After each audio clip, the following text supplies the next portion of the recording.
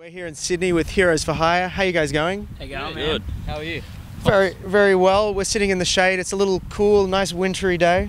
It's fantastic. I hate winter. It's freezing. We just got back from Asia and it was like 30 plus every day, almost 40 some days. So coming back to this it's not good. It's freezing. How did the shows in Asia go? They went really well. I think we weren't expecting much because we headlined a lot of them and it was our first time, but we were pretty blown away with the response we got over there. Especially in Bangkok, because it doesn't seem like a place that many bands tour regularly, or bands like us would go to, and we filled the room and there was this dude stage diving the whole set, and some dude at the end lit himself on fire whilst we got a photo with him, and it's crazy. You hear a lot of kind of censorship stories when people go to China. Were there any issues with you guys? It wasn't too bad. Like, everyone was saying we'd have to send off our lyrics and all that stuff, but I don't think we did. And if we did, they probably wouldn't have let us in the country. Yeah. I think it's because we didn't get visas to say we're playing. We just went as we were on a holiday. But if you do it like legitimately, they have to see your lyrics and kind of like, they didn't have Facebook or YouTube or Google or any of that. But within like 10 minutes of being there, Brad figured out how to get on Facebook. You just get an app on your iPhone and you're sweet. You use Facebook. But then, like, there was a bunch of kids at shows and stuff, and they pay $30 a year, and they can all go on Facebook and things like that. There seems like there's a great underground scene in China, and especially in terms of the way music is shared. I mean, it goes back to the old days where people are actually like putting it on cassettes and sharing those around and CDs and that, and it's actually quite exciting to kind of hear about all that. Yeah, that's cool. Like, because their internet is so censored, they can't just go on a file sharing network and just get it instantly. So the scene is smaller, but you know, those kids actually went to a lot of effort to find the music. There was one guy turned up to our show and he'd caught a 13-hour train from the very far north corner of China just because he liked our band. And like, it was mental. I was like, I'll never get on a train for 13 hours to go see a band. I think he ever will again after watching us. I think he hates us now. But it's a cool story for us to tell, and we're going to keep telling it. Well, fair enough. And you've got your own Australian tour about to come up, so that starts later this week. Let's talk a little bit about that. You've got a couple of supports along the way. What can we expect from the tour? Well, we were saying before, this is the first tour none of us have had to drive, and we usually argue over who's going to be designated driver all the time. So usually ends up being me.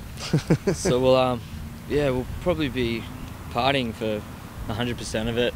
The shows are selling pretty well, so it's going to be fun. And we haven't played since Soundwave in Australia, so it'll be interesting to see if anyone still cares. We had big crowds at Soundwave, so we'll see if any of them liked us after that day. And you're working on new material, I understand? Yeah, we just finished new the album. Finished. A few little bits and pieces that we have to finish up on it, but we should be hearing a new single by the end of July.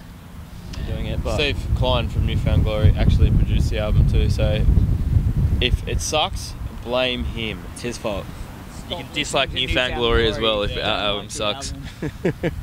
I saw, there's a poster on your Tumblr, and it's I think it's for Hot Damn or something, and it's like New Found Glory holes. What's the? Oh yeah. Me and two of my friends from a band called The Bride, their names Gremlin and Anthony, we played at Hot Damn. It was like a covers Shitty night. band name, but whatever.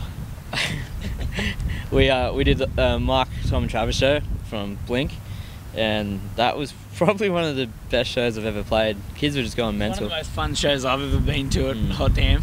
Kids were like swinging off the ceiling, speakers were falling over, and I was just sitting there like, why don't you do this when my band plays? Well, let's talk about one of the reasons we're sitting in Sydney today, and that's you've got some promotion coming out with MTV, which is quite exciting, and it sounds quite timely because you've got a new single coming out around that time. Yeah, it worked out pretty well. This is the first time we've really sort of hung out with MTV. They've been nice to us so far. So I think we might hang out again if they're I lucky. thought we were always too ugly to put on film, but here we are. Oh, they've got this filter on the camera. It's like It's the Bold and the Beautiful filter, so it's like it's pretty much a stocking over the camera. It just makes us Yeah, it's just going to have be a a black glow. line over your head. just censored. We just need to add some dramatic pauses. yeah, I'll to do it right now. But yeah, we're playing a show for the MTV guys in a couple of weeks. Next Thursday, I think. Yeah, 2 weeks or something. What? Let's keep going. Yeah, in like 2 weeks or something. And then it should be fun. We'll just play a couple of songs. Hopefully some people come out and have a good time. Well, that sounds like the motto for the next few weeks. Hopefully some people come and you have a good time, and it seems like you guys are going to have a good time regardless. Yeah, we always have a good time. Even if they don't come, well then we'll quit the band and I might make some money. And a real job. Probably won't, but you know, we'll see how we go. It's the dream. Yeah, that's it. You could never get a job that pays over $600 a week anyway. He's So going to become Potter's first year Yeah, apprentice. I'm going to take him on as an landscaping. apprentice. Yeah. It's going to be awesome. I can't wait to work for you every day. The backup plan. That's right. Very important. Well, guys, we can't wait to hear the new album. And do you know when the full thing is going to drop? Around late September, I think. Just we're playing with Yellow Card in September, so we're trying to time it so it's around that. we're not real sure. Don't have an exact date yet, but around then.